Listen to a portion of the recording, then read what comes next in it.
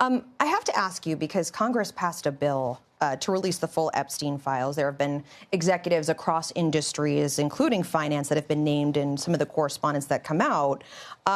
Goldman has been caught up in this, just in terms of the GC, the general counsel, and her correspondence with Epstein.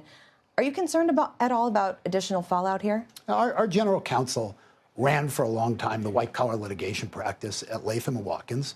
She's an excellent lawyer, and the organization relies on her guidance every single day. Sticking with Washington, because there's a lot that's been going on in terms of regulation. And yesterday, we heard from Fed Governor Michael Barr saying that he thinks basically this rollback in bank supervision that's been happening under his successor, that he thinks that's weakening this Fed supervisory role and may lead to, quote, real dangers in the banking system.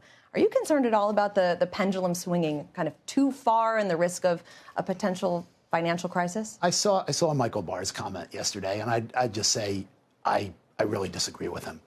And I think one of the things that would be a good thing for you and your listeners to do is yesterday, Mary Aiken, who is the director of supervision under Mickey Bowman, who's the vice chair of supervision, put out a memo that articulated a framework for supervisory practices. And what it really highlighted, if you read this memo in great detail, is how over the last handful of years, the expansion of kind of supervisory reach into processes and documentation and things that really don't affect safety and soundness expanded massively.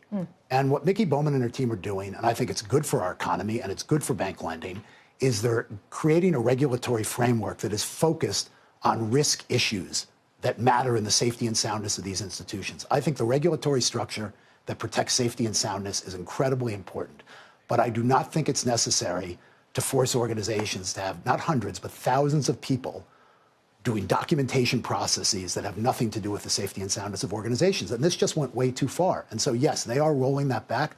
I don't think it affects safety and soundness. I think it's very important that all of us remain focused on the safety and soundness of these organizations. I think the current regime is doing that. And this is a rollback of Michael Barr's agenda, and I don't agree with his comment. I think this is productive. It frees up resources and capital to invest in growth in the business. But you've got to always be a risk manager and always think about safety and soundness. And so we welcome that.